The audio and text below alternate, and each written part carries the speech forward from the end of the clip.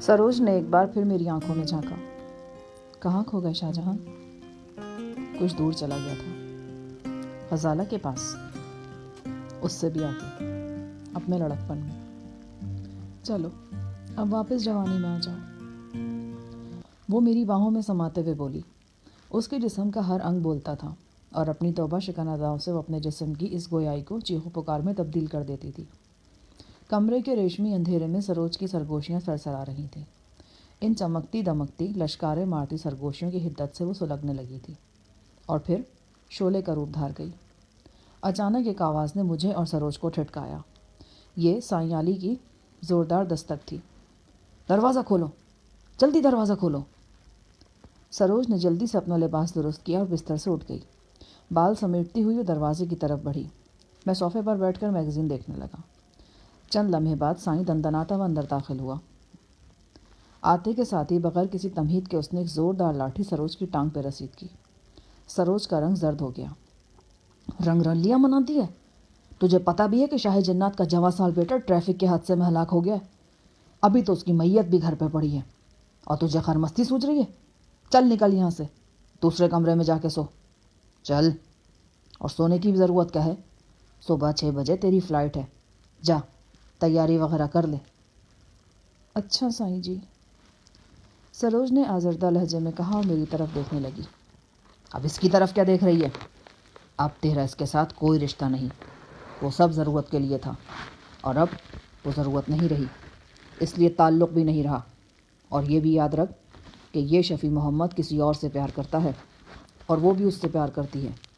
وہ بڑا سچا اور کھرا پیار ہے، کوئی کھوٹ نہیں ہے اس میں۔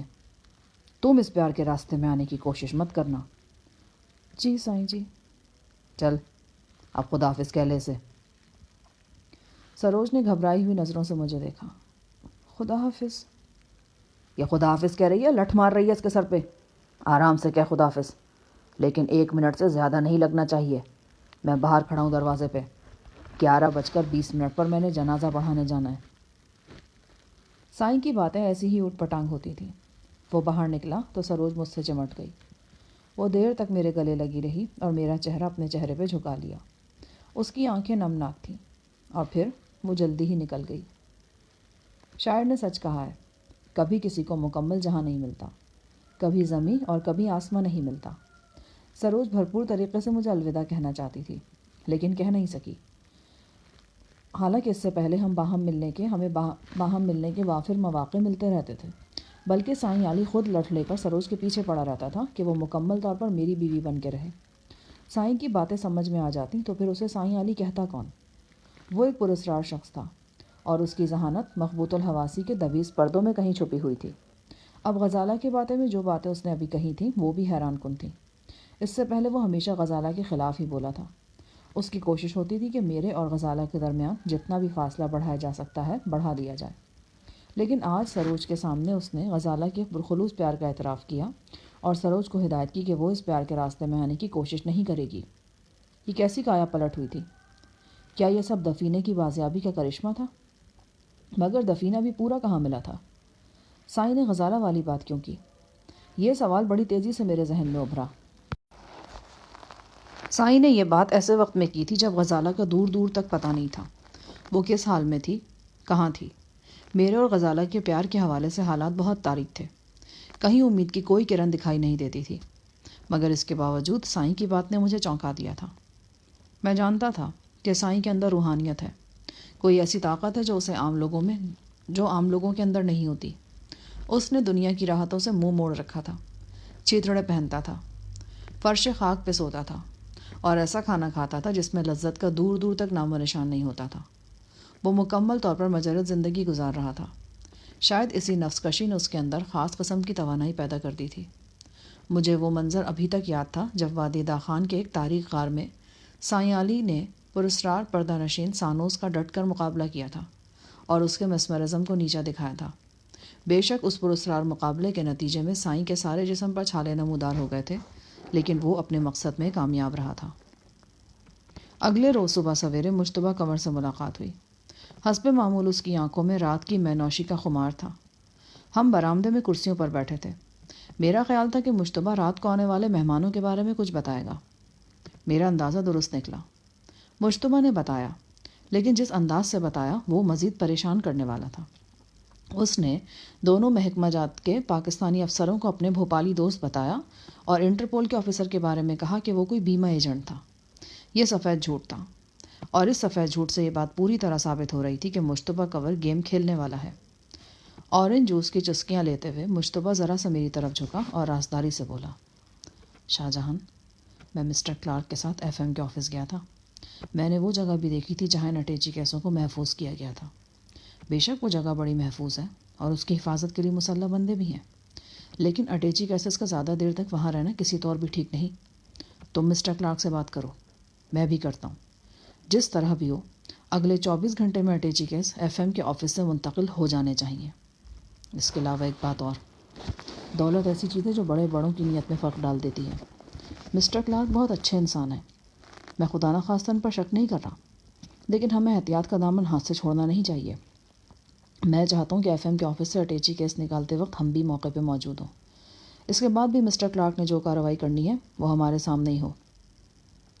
مشتبہ صاحب، مسٹر کلارک جتنے میرے قریب ہیں اتنے ہی آپ کے بھی ہیں۔ ہم دونوں نے اچھی طرح جانتے ہیں۔ بہرحال احتیاط کرنا کوئی غلط بات نہیں، میں پوری طرح آپ سے متفق ہوں۔ مشتبہ نے کہا، ہم پہلے بھی اس موضوع پر بات کر چکے ہیں۔ دفینے کے نوادرات میں سے کچھ تو ایسے ہیں جن کا تعلق یورپ اور مشرق وسطیٰ وغیرہ سے ہے، تاہم گندھارا آرٹ اور 8ویں 9ویں صدی عیسوی سے تعلق رکھنے والے بہت سے نوادرات ہماری سرزمین سے تعلق رکھتے ہیں اور ہمارا ورثہ ہیں۔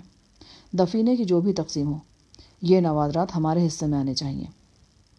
میں نے اس سلسلے میں مسٹر کلارک سے تفصیلی بات کی تھی، وہ تقریباً اس بات پر متفق ہو چکے ہیں۔ ان کا یہ بھی کہنا ہے کہ اگر ہم گورنمنٹ آف پاکستان کے کسی نمائندے کو یہاں بلانا چاہیں تو بلا سکتے ہیں۔ وہ نہیں چاہتے کہ کوئی بھی کام غیر قانونی طریقے سے ہو، لیکن اس کے علاوہ وہ یہ بھی نہیں چاہتے کہ انڈین گورنمنٹ اور دیگر غیر متعلقہ لوگ بھی اس میں انوالو ہو جائیں اور ایک ٹنٹا کھڑا ہو جائے۔ سامان کا کچھ تخمینہ لگایا جا سکا یا نہیں؟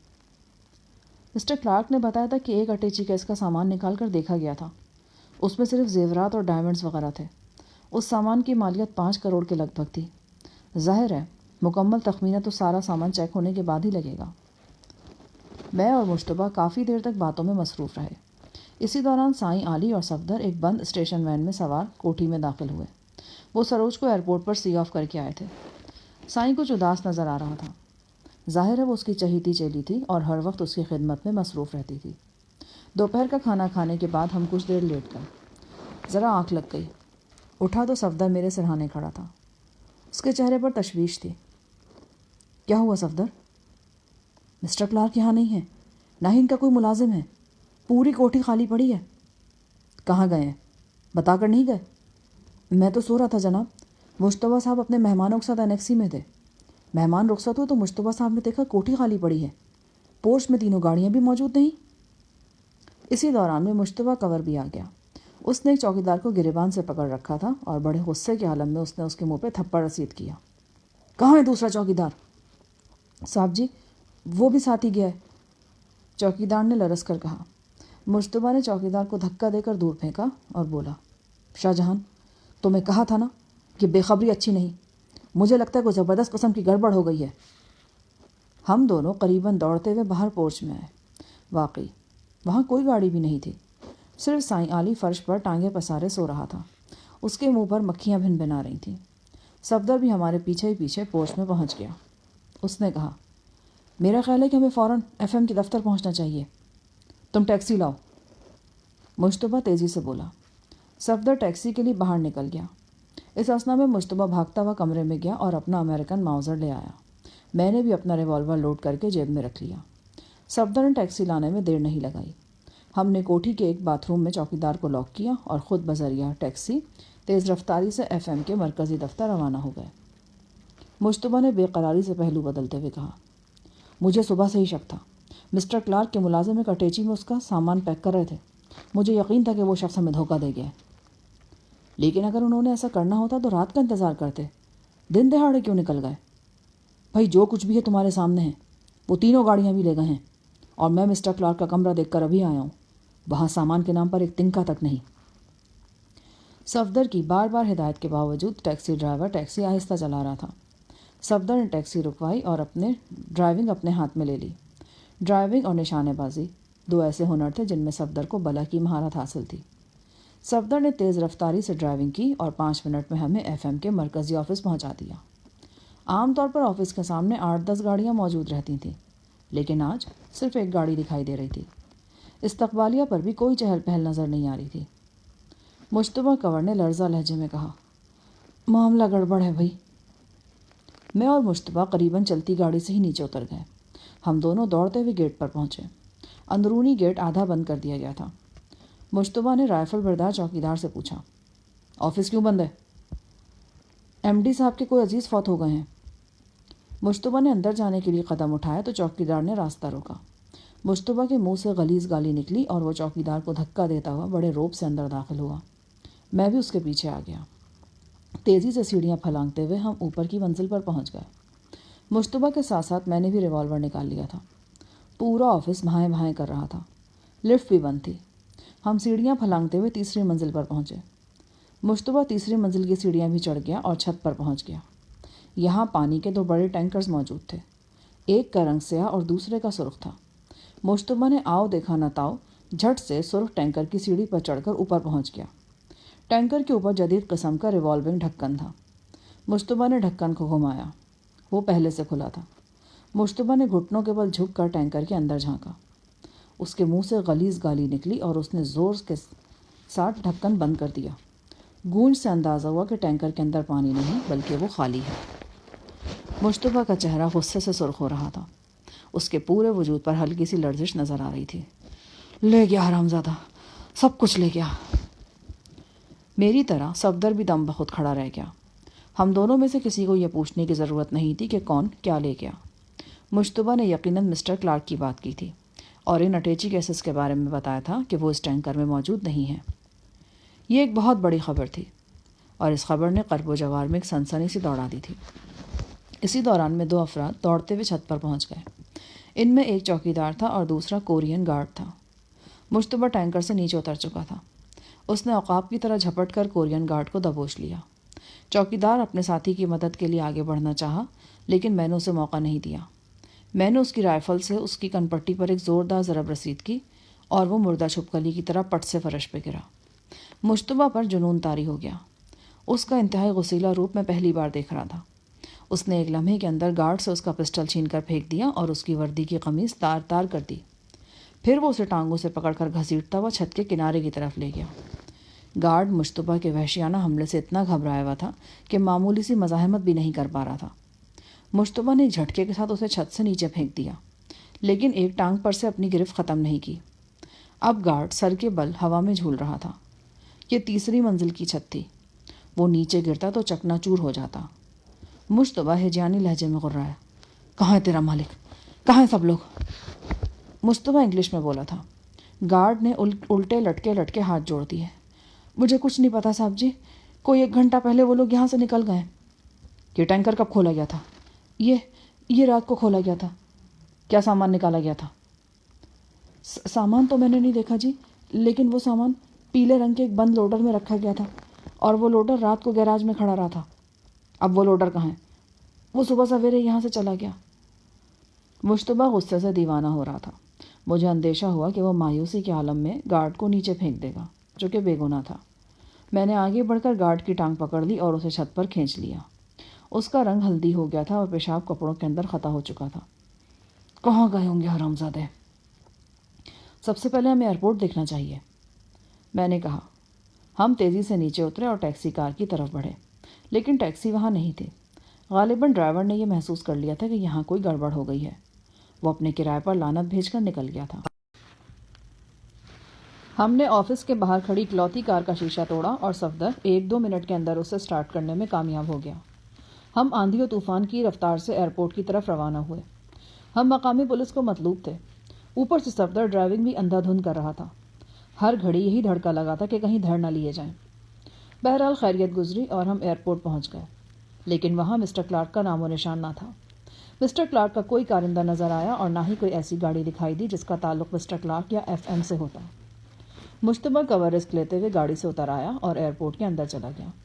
یقیناً وہ انکوائری کرنے گیا تھا کہ پچھلے 1-1.5 گھنٹے میں کون کون سی فلائٹس روانہ ہوئی ہیں۔ 10-15 منٹ بعد مشتبہ واپس آ گیا۔ اس کا منہ لٹکا ہوا تھا۔ اس نے بتایا کہ پچھلے 2 گھنٹے میں صرف 2 فلائٹس روانہ ہوئی ہیں، ایک دہلی کے لیے تھی اور دوسری فرینکفرٹ کے لیے۔ ایئرپورٹ پر مشتبہ کو اتفاقاً PIA کا ایک فلائٹ آفیسر مل گیا تھا۔ مشتبہ نے اس کے ذمہ کام لگایا تھا کہ وہ نیو دہلی اور فرینکفرٹ جانے والی پروازوں کی پیسنجر لسٹ کا پتہ کرے۔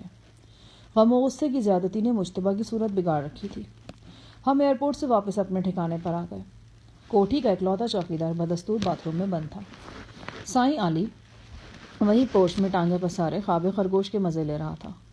مشتبہ ایئرپورٹ پر اپنے پاکستانی دوست کو اسی کوٹھی کا نمبر دے کر آیا تھا۔ ابھی ہم کوٹھی میں داخل ہوئے ہی تھے کہ فون کی گھنٹی بجنے لگی۔ مشتبہ کے دوست نے اسے دونوں فلائٹس کے مسافروں کی فہرست فراہم کر دی تھی۔ نیو دہلی والی فہرست میں 4-5 غیر ملکیوں کے نام موجود تھے۔ ان میں مسٹر کلارک کا نام نہیں تھا، لیکن یہ بات بھی ضروری نہیں تھی کہ مسٹر کلارک نے اصل نام سے ہی سفر کیا ہو۔ مشتبہ نے اپنے فلائٹ آفیسر دوست کو فوراً ہدایت کی کہ وہ دہلی کے لیے اگلی پرواز میں اس کے لیے نشست حاصل کرے۔ اگلی پرواز شام 5 بجے روانہ ہونا تھی۔ جو 5 بجے کا وقت قریب آ رہا تھا، مشتبہ کور کی بے قراری بڑھتی جا رہی تھی۔ وہ 2-3 بار اپنے دوست سے رابطہ کر چکا تھا، تاہم ابھی تک اسے نشست حاصل کرنے میں کامیابی نہیں ہوئی تھی۔ 4 بجے کے لگ بھگ وہ فون پر باقاعدہ چیخنے لگا۔ اس نے فلائٹ آفیسر کو آڑے ہاتھوں لیا اور ایئر انڈیا کے کسی افسر کی ماں بہن ایک کی۔ صفدر اور میں ساتھ والے کمرے میں بیٹھے مشتبہ کی چیخم دھاڑ سن رہے تھے۔ صفدر نے پہلو بدلتے ہوئے کہا، شاہ جہاں صاحب، معاملہ ہاتھ سے نکلتا جا رہا ہے۔ کچھ آپ بھی سوچیں نا، اگر واقعی 5 بجے کی فلائٹ سے مشتبہ صاحب روانہ نہ ہو سکے تو کیا ہوگا؟ بھائی سائیں علی بھی تو یہی کہتا ہے کہ وہ PIA یعنی پاکستان ایئر لائنز کے ذریعے کسی بھی وقت کسی کو کہیں بھی پہنچا سکتا ہے۔ کیا خیال ہے، اس سے بات کر کے نہ دیکھ لیں؟ صفدر نے رسٹ واچ دیکھتے ہوئے کہا، 4:15 تو بج گئے جناب، اب تو مشتبہ صاحب کا جانا مشکوک ہی نظر آتا ہے۔ وہ چلا بھی گیا تو کچھ حاصل نہیں ہوگا، مسٹر کلارک دہلی میں ہے ہی نہیں۔ آپ کو کیسے پتا؟ سائیں علی کے ساتھ رہ کر کچھ روحانیت مجھ میں بھی داخل ہو گئی ہے۔ آپ ضرور کچھ چھپا رہے ہیں۔ تم اور زری گل سے کیا چھپا سکتا ہوں میں؟ تم دونوں تو آنکھوں میں میرا ایکس رے کر لیتے ہو۔ خیر چھوڑو ان باتوں کو، یہ لو، یہ گنڈیریاں چوسو، بھوپال کی اسپیشل گنڈیریاں ہیں یہ۔ صفدر کا چہرہ جوش سے تمتمانے لگا۔ وہ سمجھ گیا کہ صورتحال اتنی مایوس کن نہیں جتنی بظاہر نظر آ رہی ہے۔ آپ کی گنڈیریاں سر آنکھوں پر، لیکن کچھ بتائیں بھی تو۔ آپ کو کیسے معلوم کہ مسٹر کلارک دہلی میں نہیں؟ اور اگر وہ دہلی میں نہیں تو کہاں ہے؟ میں نے صفدر کو اشارے سے کہا کہ وہ دروازہ بند کر دے۔ اس نے دروازہ بند کیا۔ تجسس اس کے چہرے کو ڈھانپے ہوئے تھا۔ میں نے انکشاف کرتے ہوئے کہا، مسٹر کلارک ابھی بھوپال میں ہی ہیں اور تمام اٹیچی کیسز بھی، لیکن کل رات تک یہ سامان اپنی منزل تک پہنچ چکا ہوگا۔ منزل؟ کون سی منزل؟ یہ تو مسٹر کلارک ہی جانتے ہیں۔ بہرحال وہ دفینے کا سامان اپنے ذرائع کی مدد سے امریکہ شفٹ کر رہے ہیں۔ یہ کیا کہہ رہے ہیں آپ؟ اس میں حیرت کی کیا بات ہے؟ ہم نے اتنی دولت کا کیا کرنا ہے بھائی؟ مسٹر کلارک غریب ملک کے غریب باشندے ہیں، ان کی زندگی میں تھوڑی سی خوشحالی آ جائے گی، بیچارے 2-4 بحری جہاز خرید لیں گے یا 1 صنعتی شہر قائم کر لیں گے۔ مسٹر کلارک جیسے لوگوں کی زندگی میں بس یہی تو چھوٹی چھوٹی خوشیاں ہوتی ہیں۔ آپ بات کو مذاق میں ٹال رہے ہیں۔ مسٹر کلارک اگر دفینے کا سامان امریکہ شفٹ کر دیں گے تو ہمیں کیا ملے گا؟ اور پھر آپ ان نوادرات کو کیوں بھول رہے ہیں جن کا تعلق ہمارے ملک سے ہے، ہماری سرزمین سے ہے؟ وہ سب ہمارا اثاثہ ہے۔ ہمارے پاس جو اثاثے پہلے سے موجود ہیں ان کی کون سی عزت افزائی ہو رہی ہے؟ کہیں بھینسوں کے باڑے بنے ہوئے ہیں، کسی اثاثے کے اوپر گندا نالا چل رہا ہے، کسی اثاثے کی لاش پر پلازا کھڑا کر دیا گیا ہے، اور یہ بزرگان، یہ نحیف و کمزور بابے، یہ بھی تو کسی قوم کا اثاثہ ہی ہوتے ہیں۔ دیکھ لو کیسے در بدر کی ٹھوکریں کھاتے پھر رہے ہیں ہماری گلیوں میں۔ آپ بالکل وجہ فرما رہے ہیں جناب، لیکن میں نوادرات کی بات کر رہا ہوں، اور میرا خیال ہے آپ میری بات سمجھ بھی رہے ہیں، لیکن بتانا کچھ نہیں چاہ رہے۔ اچھا، تمہارا کیا خیال ہے کہ وہ نوادرات جن کا تعلق پاکستان سے ہے کہاں ہوں گے؟ مجھے یقین ہے کہ آپ نے وہ نوادرات مسٹر کلارک کے حوالے نہیں کیے ہوں گے۔ میں نے صوفے کی پشت سے ٹیک لگائی اور ایک گنڈیری چوستے ہوئے کہا، تمہارا یقین بالکل ٹھیک ہے، وہ نوادرات مسٹر کلارک کے سامان میں شامل نہیں ہیں۔ تو کہاں ہیں؟ اسی دوران میں جھلایا ہوا مشتبہ اندر داخل ہوا۔ اس کا چہرہ لال بھبو کا ہو رہا تھا۔ ہمارے سامنے گنڈیریاں دیکھ کر اس نے مزید جھلا جانا تھا، لہٰذا میں نے اس کی نگاہ پڑنے سے پہلے ہی گنڈیریاں ایک طرف کر لیں۔ شاہ جہاں، ہمیں فوراً منسٹری کو صورتحال سے آگاہ کرنا ہوگا۔ بالکل جناب، اس کام میں تاخیر نہیں ہونی چاہیے۔ دل ہی دل میں میں نے سوچا کہ جب منسٹری کو آگاہ کرنے کا موقع تھا اس وقت حضرت چپکے اپنے منظور نظر افسران کو انڈیا آنے کی دعوتیں دے رہے تھے۔ اب جب کہ معاملہ گڑبڑ ہوتا دکھائی دے رہا ہے تو منسٹری کی یاد آ گئی۔ صفدر نے پوچھا، ٹکٹ کا کیا بنا مشتبہ صاحب؟ ٹکٹ مل گیا ہے، میں دہلی جا رہا ہوں، وہاں پہنچتے ہی میں تمہیں فون کروں گا، باقی باتیں فون پر ہوں گی۔ وہ افراتفری میں باہر چلا گیا۔ وہ ایک ایسے شخص کو ڈھونڈنے دہلی جا رہا تھا جو یہیں بھوپال میں موجود تھا اور یہاں سے کچھ اتنا دور بھی نہیں تھا۔ مشتبہ صحرائی بگولے کی طرح باہر نکل گیا تو صفدر نے اٹھ کر دروازہ بند کر دیا۔ شاہ جہاں صاحب، کچھ تو بتائیں، یہ ماجرا ہے کیا؟ بھائی ماجرے کا تھوڑا بہت علم تو تمہیں بھی ہے، میری طرح تم نے بھی مشتبہ کی آنکھ میں سور کا بال دیکھ لیا تھا۔ مجھے یہ کہتے ہوئے افسوس ہو رہا ہے، لیکن حقیقت یہی ہے کہ ہم دفینے کے سلسلے میں غیر ملکی یعنی مسٹر کلارک پر تو اعتماد کر سکتے ہیں، لیکن اپنے ہم وطن مشتبہ پر نہیں۔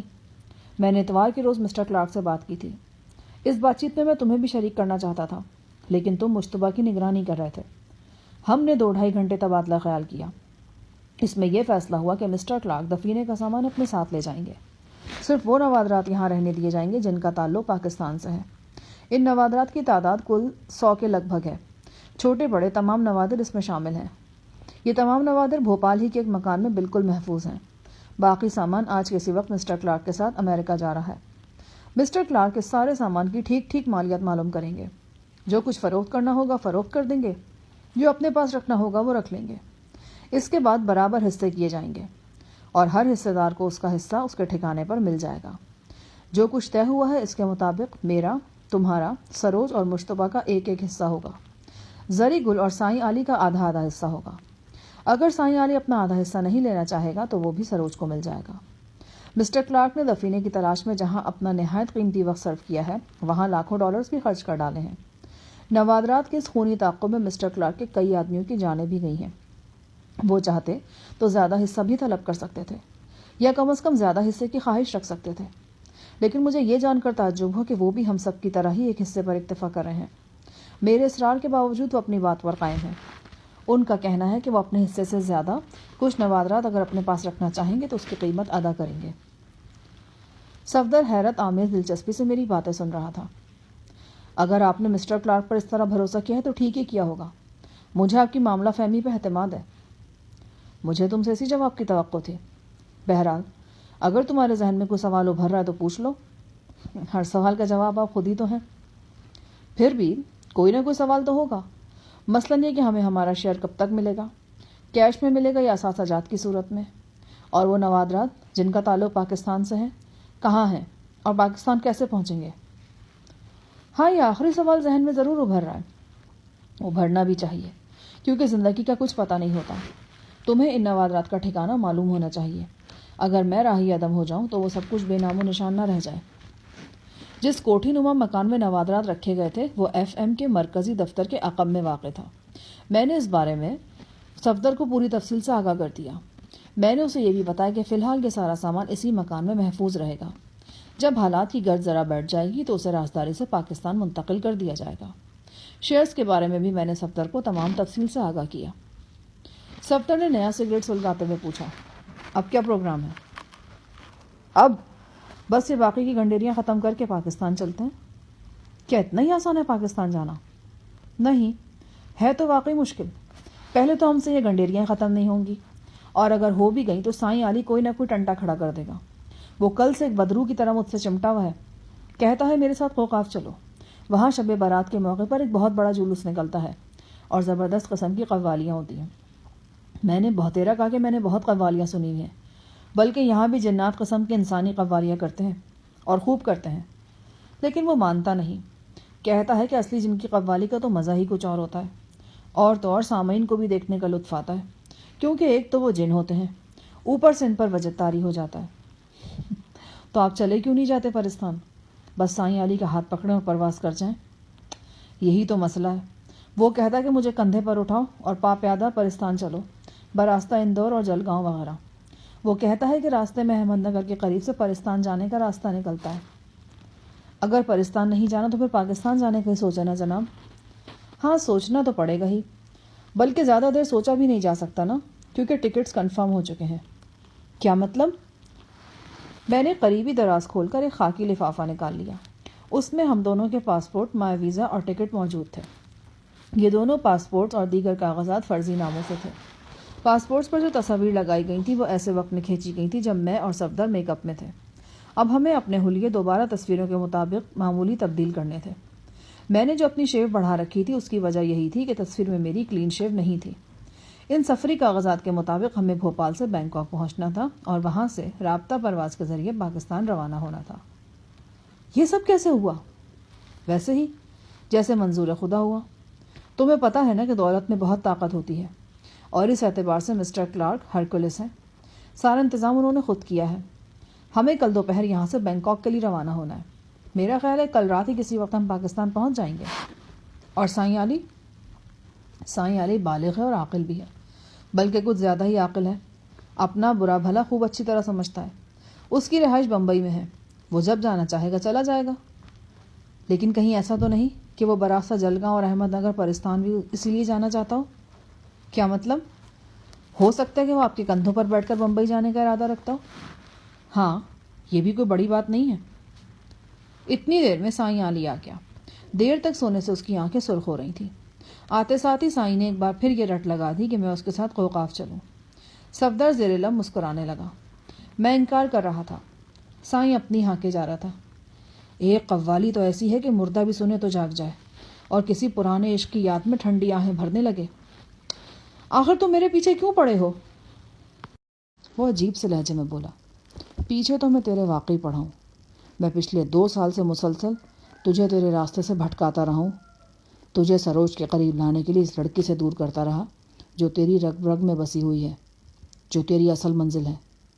سچ پوچھ تو میں نے تیرے ساتھ بہت زیر ناانصافی کی شفیع محمد۔ تیرے اندر کی خوشی کو مار دیا میں نے، تیرا دل مار دیا۔ اب میں چاہتا ہوں یہ دل پھر سے زندہ ہو، اس میں امنگ ترنگ پیدا ہو، اور اس لیے تم مجھے قوقاف لے جا کر یہ قوالی سنوانا چاہتے ہو۔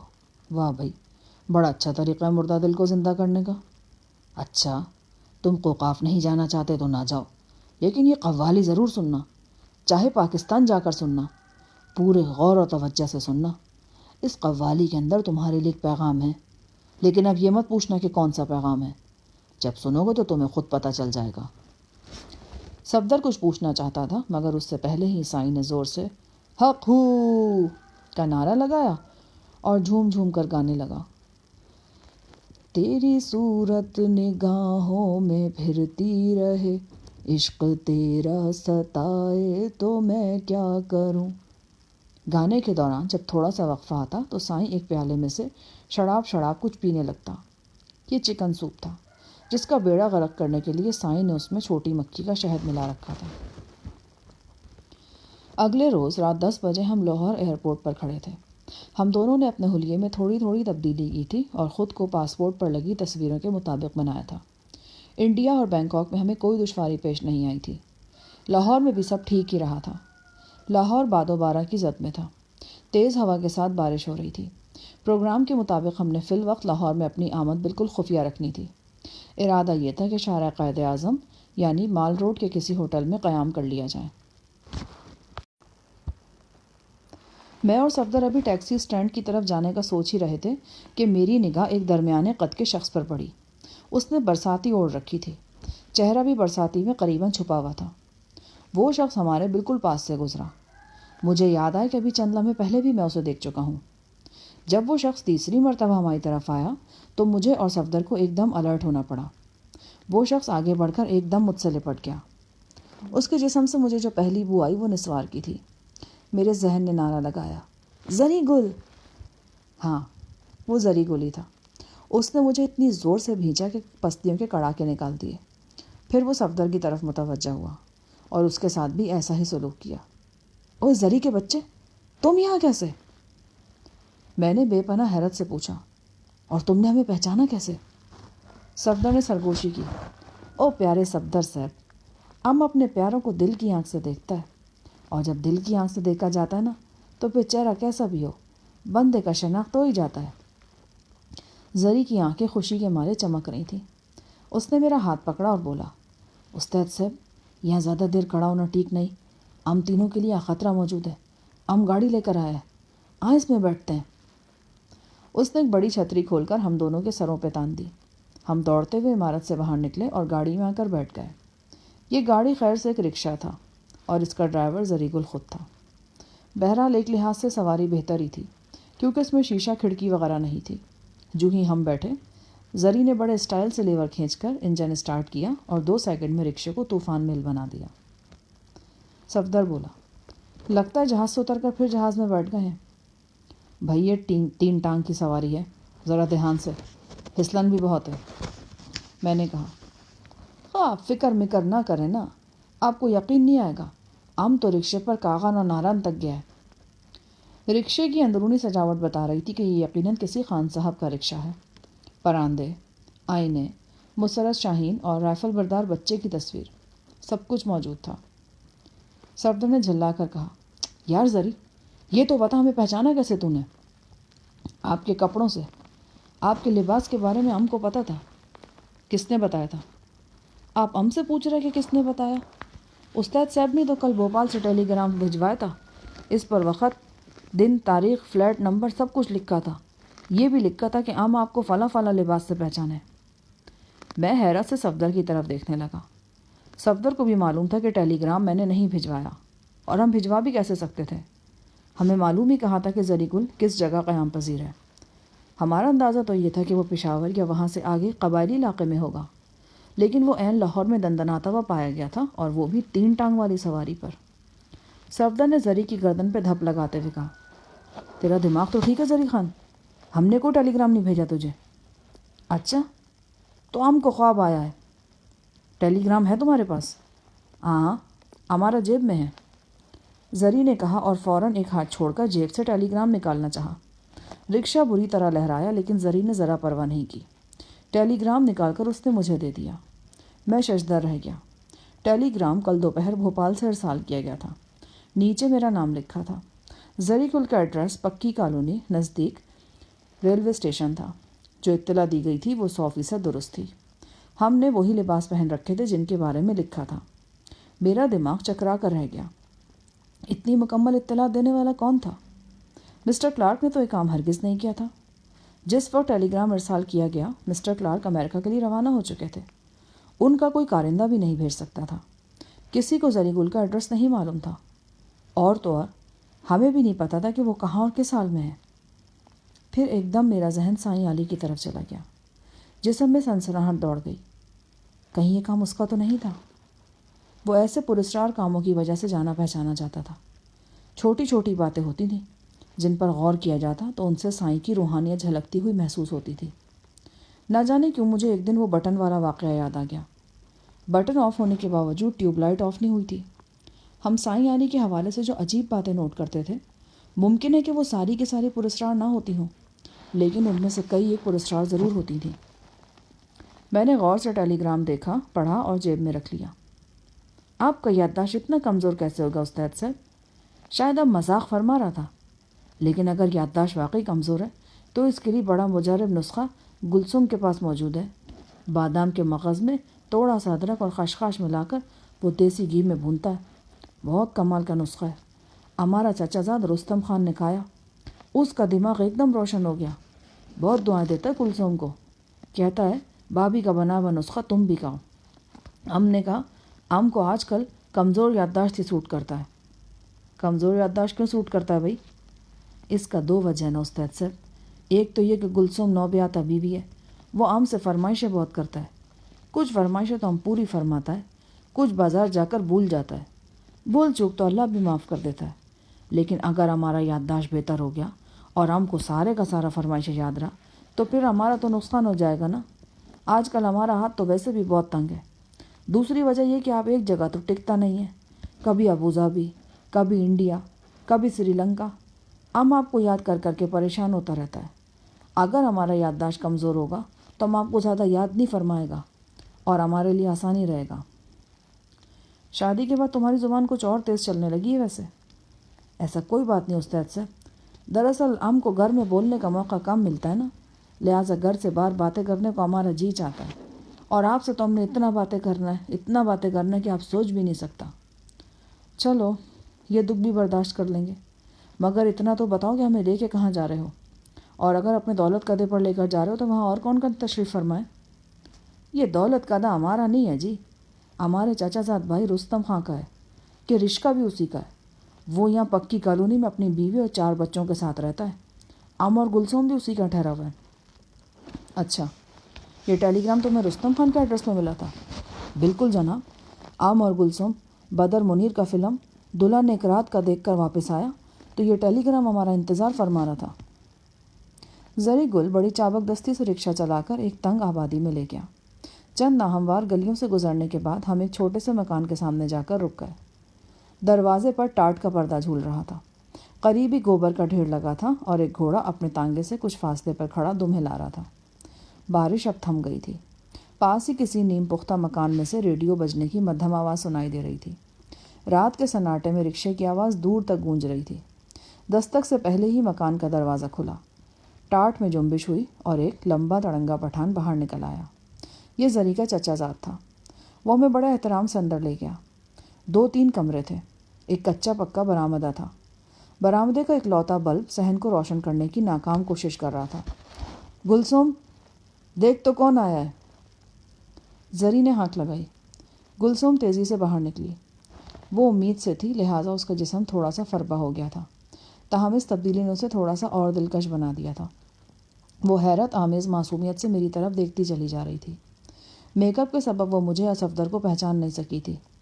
اوئے بٹر کیا دیکھتی ہے؟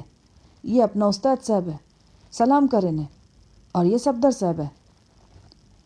گلسوم کو ابھی تک یقین نہیں آ رہا تھا۔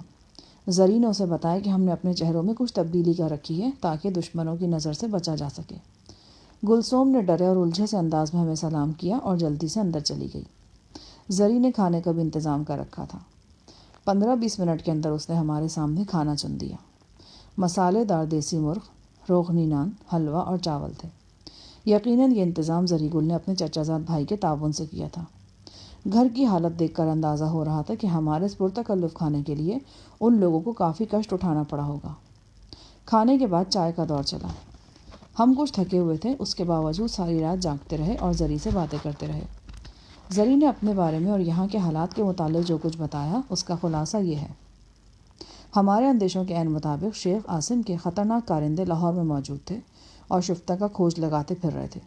اس کے علاوہ یقیناً انہیں غزالہ کی بھی تلاش تھی۔ غزالہ نے شیخ سے بغاوت کر کے جو جرم کیا تھا وہ شیخ کے نزدیک ناقابل معافی تھا۔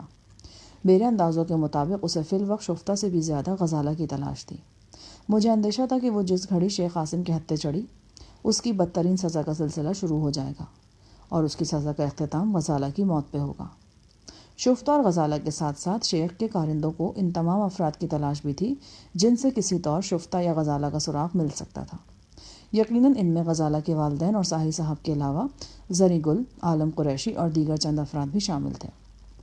زری گل کی اطلاع کے مطابق یہ تمام افراد میری ہدایت پر عمل کرتے ہوئے روپوش ہو گئے تھے یا انہوں نے اپنی حفاظت کا مکمل انتظام کر لیا تھا۔ روپوش ہونے والوں میں غزالہ کے والدین اور زری گل وغیرہ تھے، جبکہ حفاظت کا انتظام کرنے والوں میں ساحل صاحب اور عالم قریشی تھے۔ زری گل کچھ عرصہ تو قبائلی علاقے میں روپوش رہا، پھر وہاں سے اکتا کر لاہور آ گیا۔ لاہور آنے کی ایک وجہ یہ بھی تھی کہ گلسوم کا پاؤں بھاری تھا اور اس کی طبیعت کبھی کبھی خراب ہو جاتی تھی۔ یہ پہلا بچہ تھا، لہٰذا زری کی خواہش تھی کہ زچہ کو ہر قسم کی طبی سہولت مل سکے۔ یہاں وہ اپنے چچا زاد رستم خان کے پاس آ گیا۔ رستم خان اور اس کی بیوی ان دونوں کی بہت دیکھ بھال کر رہے تھے۔ گلسوم رستم کی بیوی کے ساتھ ہفتے میں 1 بار قریبی کلینک میں چلی جاتی تھی اور معائنہ کروا لیتی تھی۔ زری نے بتایا کہ وہ خود بہت کم باہر نکلتا ہے اور اگر نکلنا بھی ہو تو رات کے اندھیرے میں جاتا ہے اور جلدی لوٹ آتا ہے۔ اسے لاہور آئے ہوئے 1 مہینہ ہو چلا تھا۔ اس دوران میں وہ کسی شناسہ سے نہیں ملا تھا۔ اپنی رودات کے آخر میں زری نے کہا، ہمارے پاس آپ کے لیے خوشخبری ہے، بلکہ خوشخبرہ ہے۔ خوشخبری کا لفظ تمہارے منہ سے سنا تو لگتا ہے یہ لفظ صدیوں پہلے سنا تھا۔ خیر یہ مکمل خوشخبری تو نہیں ہے، بس خوشخبری کا جھلک ہے، لیکن ہم کو یقین ہے کہ یہ جھلک بھی آپ کو ضرور خوش کر دے گا۔ صفدر نے کہا، ارے یار کچھ بتاؤ تو صحیح۔ غزالہ بی بی یہاں لاہور میں موجود ہے۔ میں اور صفدر اچھل پڑے۔ تمہیں کیسے معلوم؟ ہم نے انہیں خود اپنی آنکھوں سے دیکھا، ان کے ساتھ ایک بچہ بھی تھا۔ غزالہ بی بی نے چادر لیا ہوا تھا، بس تھوڑا سا چہرہ نظر آ رہا تھا ان کا، لیکن تو ان کا ایک انگلی دیکھ کر بھی انہیں پہچان سکتا ہے۔ جیسے نے انہیں دیکھا، انہوں نے بھی کو دیکھ لیا۔ کو دیکھ کر وہ ایک دم ایک گلی میں مڑ گیا۔ نے ان کا پیچھا کیا، خواہ ہمارا چچا زاد بھائی رستم بھی ہمارے ساتھ تھا۔ یہ انارکلی بازار کا بات ہے، وہاں رش بہت تھا۔ لوگوں کے درمیان راستہ بنا تھا۔ جب بڑی سڑک تک آیا تو غزالہ بی بی تیزی سے ٹیکسی میں بیٹھ رہا تھا۔ نے بہت آوازیں دیا مگر وہ بیٹھ کر چلا گیا۔ کب کی بات ہے یہ؟ یہی کوئی 15 روز پہلے کا۔ تمہیں یقین ہے کہ وہ غزالہ ہی تھی؟ ہمارا دماغ ایک دم روشن ہے صفدر صاحب۔ اگر ہم نے آج بدلے ہوئے اولیے میں آپ کو پہچان لیا تو کیا غزالہ بی بی کو ان کے اصلی اولیے میں ہم نہیں پہچان سکتا؟ اور پھر اکیلی ہماری بات نہیں، اب کوئی ہفتہ پہلے رستم خان نے بھی غزالہ بی بی کو دیکھا۔ وہ قسمیں کھاتا کہ یہ وہی خاتون تھا جو ہم نے انارکلی میں دیکھا تھا۔ بچہ بھی اس کے ساتھ تھا جسے اس نے چادر سے ڈھانپ رکھا تھا۔ مال روڈ کے چوک پر جہاں پرانا انارکلی ختم ہوتا ہے وہاں غزالہ بی بی رستم کو ایک رکشے میں بیٹھتا نظر آیا۔ اس نے اپنا چہرہ چادر میں چھپا رکھا تھا، صرف آنکھ دکھائی دے رہا تھا، مگر لباس وہی تھا جو پہلے ہم نے دیکھا تھا۔ رستم خان کا رکشہ اس وقت پنچر تھا اور وہ سڑک کے کنارے ٹائر بدلی کر رہا تھا۔ اگر رکشہ ٹھیک ہوتا تو وہ ضرور غزالہ بی بی کا پیچھا کرتا۔ زری گل بڑے جوش اور یقین سے بات کر رہا تھا۔ سب سے اہم بات یہ تھی کہ وہ غزالہ کے ساتھ بچے کی موجودگی کا ذکر بھی کر رہا تھا، حالانکہ اسے یہ بات معلوم نہیں تھی کہ غزالہ کے پاس ایک خانہ بدوش فیملی کا بچہ موجود ہے۔ میرے اور صفدر کے لیے یہ اطلاع سنسنی خیز تھی۔ ہم غزالہ کے حوالے سے سخت فکر مند تھے۔ ہم نے آخری بار اسے ابوظہبی میں دیکھا تھا، جہاں وہ مرسیڈیز کار میں ایک خط میرے نام چھوڑ کر چلی گئی تھی۔ ہمیں اندیشہ تھا کہ جب تک وہ امارات میں رہے گی اس کی آبرو اور زندگی کو شدید خطرات لاحق رہیں گے۔ میں نے زری گل سے اس اطلاع کے حوالے سے کچھ مزید سوالات پوچھے۔ بظاہر تو یہی محسوس ہو رہا تھا کہ غزالہ لاہور میں موجود ہے۔ وہ دونوں بار انارکلی کے قرب و جوار میں دیکھی گئی تھی اور وقت بھی دوپہر سے ذرا پہلے کا تھا۔ یہ صورتحال ہمارے دماغ میں ہلچل مچانے کے لیے کافی تھی۔ اگلے 2 روز ہم نے سکون کے ساتھ رستم خان کے گھر میں گزارے۔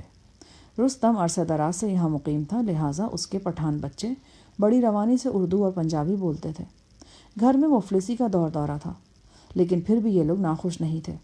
صرف ایک رکشے کی آمدن پر رستم خان نہ صرف اپنا گھر چلا رہا تھا بلکہ پچھلے 1 مہینے سے زری اور گلسوم کا خرچہ بھی برداشت کر رہا تھا۔ زری نے بہت کوشش کی کہ وہ کسی طرح اس سے اس کا خرچہ لے، لیکن خان ابن خان کی روایتی مہمان نوازی نے گوارا نہیں کیا۔ کو معلوم ہے استاد صاحب، رستم خان بہت خوددار آدمی ہے۔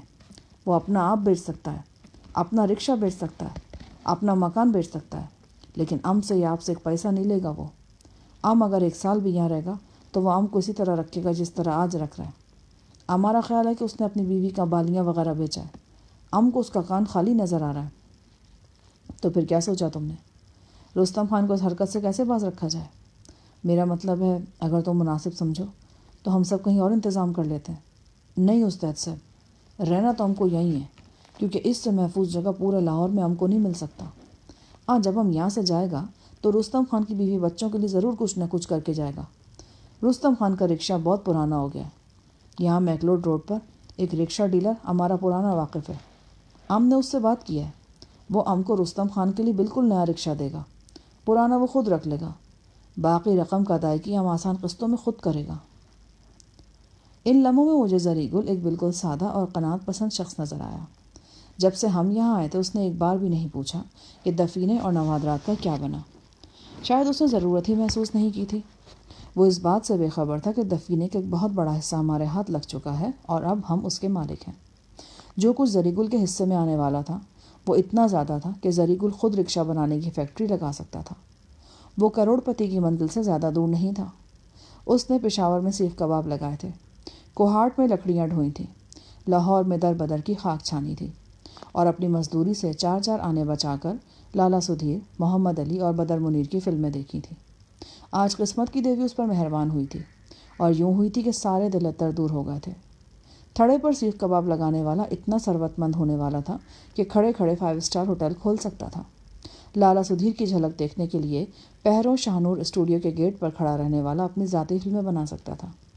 جن گلیوں میں اس نے در در کی خاک چھانی تھی وہاں اس کے لیے سرخ کارپٹ بچھ سکتے تھے، اور گل بدن حسینائیں اس پہ پھولوں کی پتیاں نچھاور کر سکتی تھیں، اور مجھے یقین تھا کہ یہ سب کچھ ہونے والا ہے اور بہت جلد ہونے والا ہے۔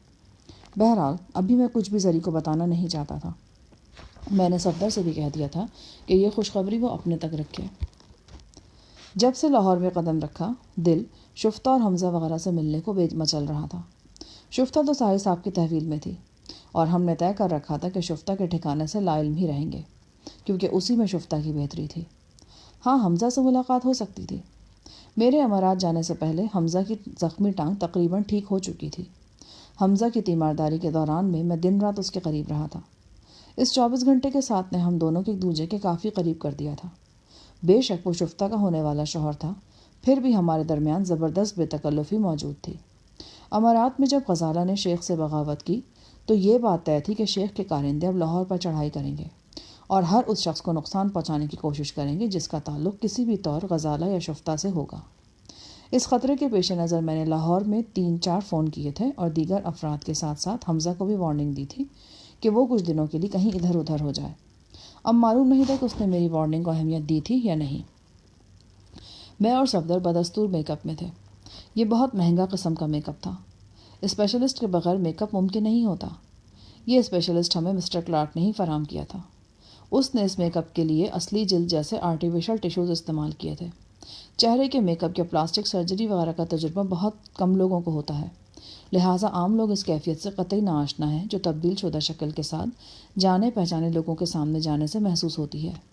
دل میں عجیب سی گدگدی محسوس ہونے لگتی ہے جب کسی شناسہ کی نظریں آپ کے چہرے پر پڑتی ہیں اور ان میں اجنبیت کی جھلک نظر آتی ہے تو اپنے بہروپ کی کامیابی پر یقین ہو جاتا ہے۔ تیسرے روز 10 بجے کے لگ بھگ میں اور صفدر ٹیکسی میں بیٹھے اور حمزہ کے گھر کی جانب روانہ ہو گئے۔ میں نے جان بوجھ کر ایسا راستہ اختیار کیا جو انارکلی اور پرانی انارکلی سے ہو کر گزرتا تھا۔ جب سے زری نے غزالہ کے بارے میں بتایا تھا کہ وہ لاہور میں ہے تو ایک لمحے کے لیے بھی یہ بات میرے ذہن سے نہیں نکلی تھی۔ اب بھی غیر ارادی طور پر میں انارکلی کے علاقے سے گزرنا چاہتا تھا۔ دل میں یہ خیال جاگزیر تھا کہ کیا پتہ وہ کسی دکان پہ کھڑی نظر آ جائے، کسی راستے سے گزرتی دکھائی دے جائے، لیکن آرزویں اتنی آسانی سے کب پوری ہوتی ہیں۔ ہم بھی بے نیل و مرام انارکلی سے گزر کر لوئر مال کی روڈ کی طرف آ گئے اور پھر ڈاکٹر حمزہ کی رہائش گاہ کی جانب روانہ ہو گئے۔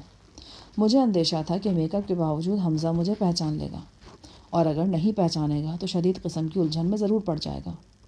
میں نے صفدر سے کہا، میں ٹیکسی میں بیٹھوں گا اور دروازے سے ذرا فاصلے پر رہوں گا، تم جا کر کال بیل بجانا، دروازے سے ذرا ہٹ کر کھڑے ہونا تاکہ جب حمزہ چل کر آئے تمہاری طرف تو میں دیکھوں کہ اس کی ٹانگ کتنی بہتر ہے۔ اس سے کہنا کیا ہے؟ بس یہی کہ میں شاہ جہان کا دوست ہوں، 2-3 دن پہلے ہی امارات سے آیا ہوں۔ اسے تسلی دینا کہ سب اچھا ہے، میں اور شفتہ بالکل سلامتی کے ساتھ ہیں اور عنقریب ملاقات ہوگی۔ اگر اس نے آپ کا ایڈریس مانگا تو بس اچھے طریقے سے ٹال دینا نا یار، میرے خیال میں اسے سخت مایوسی ہوگی، لیکن جب تم اسے یہ بتاؤ گے کہ 10-15 روز میں ملاقات متوقع ہے تو یہ مایوسی دور ہو جائے گی۔ ٹیکسی اس مکان کے سامنے جا رکی جہاں حمزہ سے میری پہلی ملاقات ہوئی تھی۔ وہی گرد و پیش دیکھ کر بہت سی پرانی باتیں یاد آ گئیں۔ وہی جاگ و سلم ہے جب مجھے اپنے دل پر بھاری پتھر رکھ کر شیخ عاصم کے بھتیجے ایاز کے لیے شفتہ کے رشتے کو ہاں کرنی پڑی تھی۔ میں شفتہ کو لے کر چلا گیا تھا اور صفدر اور حمزہ اسی مکان کی بالکنی میں اداس چہرہ لیے مجھے دیکھتا رہا تھا۔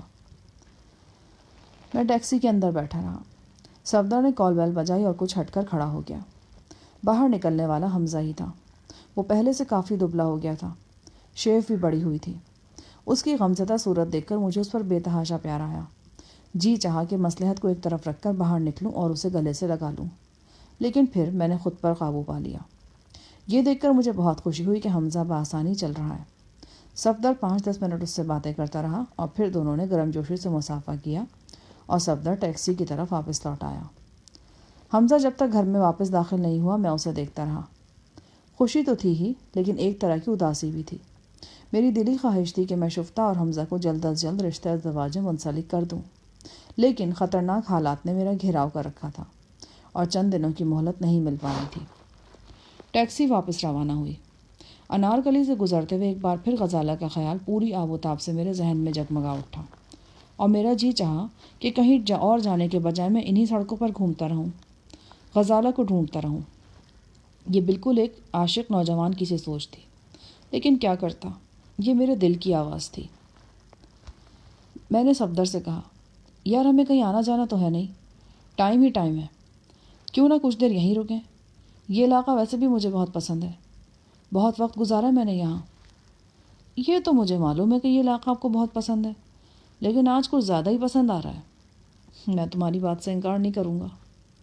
ہم دونوں نے ٹیکسی کو فارغ کیا اور پیدل ہی انارکلی کے گرد و نواح میں گھومنے لگے۔ اس علاقے کے چپے چپے سے میری پرانی یادیں وابستہ تھیں۔ ہم انارکلی کی طرف سے آئے، مال روڈ کراس کر کے پرانی انارکلی میں داخل ہو گئے۔ دوپہر کا وقت تھا لیکن دھوپ میں تیزی نہیں تھی۔ مارکیٹ کی مخصوص خوشبو سونگھتے ہوئے ہم اگلے چوراہے کی طرف نکل آئے۔ یہاں ہم نے ایک دکان پر بیٹھ کر فالودہ کھایا، 2 گرم گرم سموسے سرخ چٹنی کے ساتھ اڑائے اور پھر پنجاب پبلک لائبریری کی طرف نکل آئے۔ اس عمارت سے بھی میری بے شمار یادیں وابستہ تھیں۔ سردیوں کی ٹھٹری ہوئی شاموں میں کالج سے فارغ ہو کر میں اکثر یہاں بیٹھتا تھا۔ ایک مخصوص خوشبو تھی اس لائبریری کے طویل و عریض کمروں میں۔ اس لائبریری کی شفاف میزوں پر سر جھکا کر میں نے پہروں غزالہ کو یاد کیا تھا۔ یہاں کے در و دیوار، یہاں کے درخت، یہاں کے نشیب و فراز میری یادوں کے امین تھے۔ لائبریری کے ریڈنگ روم، ہم کچھ دیر میں اور صفدر لائبریری میں گھومتے رہے اور پھر اخبارات کا مطالعہ کرتے رہے، پھر لائبریری کے ریڈنگ روم کی طرف آ گئے۔ ایک دم میرے جسم میں سنسنی دوڑ گئی، میری نگاہ ایک رنگین آنچل پر جم کے رہ گئی۔ یہ کوئی خوبرو خاتون تھی جو ہماری طرف پشت کیے بیٹھی تھی اور کتاب پر جھکی تھی۔ ہموار شانے، اوڑھنی سے جھانکتے ہوئے نرم بال، دودیا بازو جس پر کانچ کی چند چوڑیاں آڑی ترچھی ٹکی ہوئی تھیں۔ میرے دل نے پکار کر گواہی دی کہ یہ غزالہ ہے۔ معلوم نہیں میں نے درمیانی فاصلہ کیسے طے کیا۔ تمام آداب کو بالائے طاق رکھتے ہوئے میں نے اس کا چہرہ دیکھنے کے لیے اس پہ جھکا۔ وہ چونک کر میری طرف دیکھنے لگی۔ دل پر چوٹ سی لگی، وہ غزالہ نہیں تھی۔ میں نے شرمسار ہو کر سوری کیا۔ وہ ذرا تند مزاج نکلی، بگڑ کر بولی، آپ کیسے آدمی ہیں؟ آپ کو شرم آنی چاہیے۔ اسی وقت مجھے احساس ہوا کہ اپنی دھن میں میں نے شاید خاتون کے شانے کو چھوا تھا، یا شاید میرا جسم اس کے جسم کے ساتھ لگ گیا تھا۔ میں معذرت خواہ ہوں، مجھے آپ پر اپنی ایک عزیزہ کا گمان ہوا، اسی لیے ایسے مواقع پہ اسی قسم کے بہانے سننے کو ملتے ہیں۔ اسی دوران میں محترمہ کے محترم بھی تشریف لے آئے۔ وہ درمیانے قد کا جواں سال شخص تھا، اینک بھی لگا رکھی تھی۔ وہ میری اور محترمہ کی گفتگو سن چکے تھے۔ کیا بات ہے مسٹر؟ میں نے ان صاحب سے بھی فوراً معذرت کر لی، بلکہ دست بستہ معافی مانگ لی۔ وہ خوش ہو گئے اور گردن تھوڑی سی اور تن گئی۔ اخلاقیات پر ایک چھوٹا سا لیکچر پلا کر انہوں نے بزبان خاموشی ہمیں جانے کی اجازت دی۔ ہم باہر آ گئے اور ٹہلتے ہوئے ایک بار پھر مال روڈ کی طرف نکل پڑے۔ ہم بڑے ایزی موڈ میں تھے۔ صفدر نے مسکراتے ہوئے کہا، شاہ جہان صاحب، کبھی کبھی بندہ کتنے بڑے خطرے کے قریب سے ہو کر گزر جاتا ہے اور اسے معلوم بھی نہیں ہوتا۔ اب دیکھیں نا، لائبریری میں بیٹھے ہوئے اس بندے کو ہی دیکھ لیں۔ چند لمحے کے لیے اس کے چہرے پر ایسے آثار نظر آئے تھے جیسے وہ آپ سے الجھنا چاہتا ہے۔ اسے کیا معلوم تھا کہ وہ جہانی استاد سے الجھنے کا ارادہ کر رہا ہے؟ بھائی ایسا تو ہر ایک کے ساتھ ہوتا ہے۔ ممکن ہے کہ ماضی میں کہیں نہ کہیں ہمارے ساتھ بھی ایسا ہوا، بے خبری میں ہم نے کسی خطرناک شخص سے پنگا لینے کی کوشش کر ڈالی ہو اور خوش قسمتی سے بچ گئے ہوں۔ آپ کے ساتھ تو معلوم نہیں ایسا ہوا یا نہیں ہوا، لیکن میرے ساتھ ضرور ہوا ہے۔ کب کی بات ہے؟ جب میری اور آپ کی پہلی ملاقات ہوئی تھی۔ کئی برس گزر گئے، لیکن جھوک زامن کے نوا میں وہ موسلادھار بارش کا منظر مجھے آج بھی یاد ہے۔ آپ جاگیردار قادر زمان کی حویلی کی باؤنڈری وال کے ساتھ موجود تھے۔ میں کھیتوں سے نکلا تھا اور پوری طاقت سے آپ کے ساتھ بھڑ گیا تھا۔ میں نے آپ پر گراڑی دار چاقو کا وار کرنا چاہا تھا۔ آپ نے میری کلائی پکڑ لی تھی۔ ہم 4-5 منٹ تک اس چاقو کے لیے زور آزمائی کرتے رہے تھے۔ کیچڑ میں لت پت ہو کر ہم بالکل بھوت بن گئے تھے۔ اس وقت مجھے کیا معلوم تھا کہ میں ایک مانے ہوئے چاقو زن اور استاد اسٹریٹ فائٹر سے نبرد آزما ہوں۔ میری قسمت اچھی تھی جو میں بچ گیا۔ خیر ایسی بھی کوئی بات نہیں ہے، تم سارا کریڈٹ قسمت کو دے رہے ہو۔ قسمت کا عمل دخل بھی ضرور ہوگا، لیکن تمہارے اندر اتنی طاقت اور مہارت بھی تھی کہ تم نے نہ صرف اپنا دفاع کیا بلکہ میرے لیے بھی اس لڑائی کو یادگار بنا دیا۔ یہ تو آپ مبالغے سے کام لے رہے ہیں جناب۔ نہیں صفدر، میرے خیال میں کسی کی صلاحیتوں کا اعتراف نہ کرنا بھی بددیانتی کی قسم ہے۔ میرا ذاتی نظریہ ہے، اگر کسی میں کوئی خوبی ہے یا کسی نے کسی حوالے سے آپ کو متاثر کیا ہے تو اپنی دلی کیفیت کا اظہار ضرور کرنا چاہیے۔ صفدر نے ووڈ بائن سگریٹ کا ایک طویل کش لیا۔ اس کے ہونٹوں پر مدھم سی مسکراہٹ کھیل گئی۔ میں سمجھ گیا کہ وہ باتوں کو کسی اور طرف لے جانا چاہتا ہے۔ میں مانتا ہوں کہ آپ دوسروں کی خوبیوں کا برملا اعتراف کرتے ہیں، اور اگر کسی کی خوبیوں سے متاثر ہوتے ہیں تو چھپاتے نہیں ہیں، لیکن ایک کیس ایسا ہے جس میں آپ نے اپنے اصولوں سے انحراف کیا ہے اور کرتے چلے آ رہے ہیں۔ کیا مطلب؟ میں غزالہ کی بات کر رہا ہوں۔ آپ غزالہ سے متاثر تھے، لیکن ایک طویل عرصے تک آپ نے اپنے دلی جذبات غزالہ سے چھپائے رکھے، بلکہ میں تو یہ کہوں گا کہ اب تک چھپاتے چلے آ رہے ہیں۔ اگر آپ برا نہ مانیں تو کہوں گا کہ آپ اپنے ساتھ ایک طویل اور لاحاصل جنگ میں مصروف رہے ہیں۔ مجھے معلوم نہیں کہ اس جنگ کا انجام کیا ہوگا، لیکن آپ کے دوست اور مزاج آشنا کی حیثیت سے میں یہ ضرور دیکھ رہا ہوں کہ غزالہ ہر وقت آپ کے ذہن میں موجود رہتی ہے۔ حالات و واقعات، درمیانی فاصلے، کچھ بھی اس کیفیت پر اثر انداز نہیں ہوتا۔ ڈرتا ہوں کہ کہیں یہ گستاخی نہ ہو جائے، لیکن میں نے تو یہ بھی محسوس کیا کہ جن دنوں شیخ اور غزالہ بظاہر خوشگوار ازدواجی زندگی گزار رہے تھے، آپ ان دنوں بھی غزالہ کی خواہش اپنے دل و دماغ میں رکھتے تھے۔ میں جانتا ہوں کہ آپ میں بے پناہ برداشت ہے، آپ اپنی آرزو کی شدت کو بہت دبا کے رکھ سکتے ہیں، لیکن کبھی کبھی یہ آرزو ساتھ بالکل آہنی پردوں کے اندر سے بھی جھلک دکھا جاتی ہے، بالکل جیسے بھی تھوڑی دیر پہلے ہوا۔ آپ کو اس خاتون پر غزالہ کا شبہ ہوا اور آپ بالکل غیر ارادی طور پر اس کی طرف بڑھ گئے، بلکہ شاید اس کا رخ اپنی طرف پھیرنے کے لیے آپ نے اسے چھوا بھی تھا۔ یہ بظاہر معمولی سا واقعہ آپ کے اندر موجود اس وسیع اور اس خلا کی نشاندہی کرتا ہے جو کم ہونے کے بجائے دن بدن پھیل رہا ہے۔ میں غلط تو نہیں کہہ رہا؟ تم کچھ کہہ رہے ہو؟ میں تو سمجھا تھا تم تقریر کر رہے ہو۔ اچھا، تقریر ہی سمجھ لیں، لیکن اس معاملے پر اب آپ کو بہت سنجیدگی سے غور کرنا ہوگا۔ آپ دونوں کوئی ٹین ایجرز نہیں ہیں، اچھے بھلے میچور لوگ ہیں۔ آپ مل بیٹھ کر اپنے مسائل کا حل سوچ سکتے ہیں، کوئی مناسب راستہ نکال سکتے ہیں۔ یہ بات تو اب طے ہے کہ شیخ سے غزالہ نے اپنا راستہ جدا کر لیا ہے اور اب وہ اس کی طرف لوٹ کر نہیں جائے گی، اور جب یہ ہو چکا ہے تو پھر آپ کو آئندہ کے بارے میں سوچنے اور بات کرنے کی شدید ضرورت ہے۔ یار تم تو واقعی تقریر کرنے لگے ہو، اور مجھے لگ رہا ہے کہ میں اگلی صف میں بیٹھا ہوں اور میرے لیے واہ واہ کرنا ضروری ہو گیا۔ تمہاری منقط بالکل ٹھیک ہے، میچور لوگوں کو اپنے مسائل کو حل کرنے کے لیے مل بیٹھ کر بات کرنی چاہیے، لیکن بات کرنے کے لیے دو میچوروں کا آپس میں ملنا ضروری ہے۔ ایک میچور تو تمہارے ساتھ موجود ہے، دوسرے میچور ملے تو بات بنے نا۔ غزالہ کو ڈھونڈنے کا ایک طریقہ ہو سکتا ہے جناب۔ وہ کیا؟ مجھے یقین ہے کہ اگر وہ لاہور پہنچی تو اس نے اپنے والدین سے ملنے کی کوشش ضرور کی ہوگی۔ اس نے نہیں کی ہوگی، کیونکہ میری اطلاع کے بعد چچا جلیس نے شیخ کی طرف سے خطرے کی بو سونگھ لی ہوگی اور کہیں روپوش ہو گئے ہوں گے۔ غزالہ اگر اپنے گھر گئی بھی ہوگی تو بند دروازے کو دیکھ کر واپس لوٹ گئی ہوگی، تو پھر ہو سکتا ہے کہ وہ صاحب صاحب کی طرف گئی ہو۔ اس بارے میں بھی یقین سے کچھ نہیں کہہ سکتا صفدر۔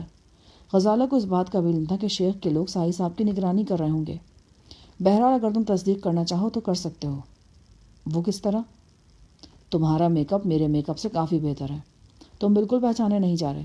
اسی میک اپ میں صاحب صاحب کی طرف چلے جاؤ، غزالہ کا پتہ نہ بھی چلا تو باقی لوگوں کی خیر خیریت تو معلوم ہو جائے گی۔ ہم کافی دیر انارکلی میں چہل قدمی کرتے رہے اور تبادلہ خیال میں مصروف رہے۔ اس چہل قدمی کے دوران میں ایک دو شناسہ چہرے بھی دکھائی دیے، لیکن ہمیں کوئی نہیں پہچان سکا۔ ان شناسہ چہروں میں ایک چہرہ ایس پی برکت کا بھی تھا۔ وہ ایک جیپ سے اتر کر ہمارے بالکل پاس سے گزرا، لیکن ہمیں شناخت نہیں کر سکا۔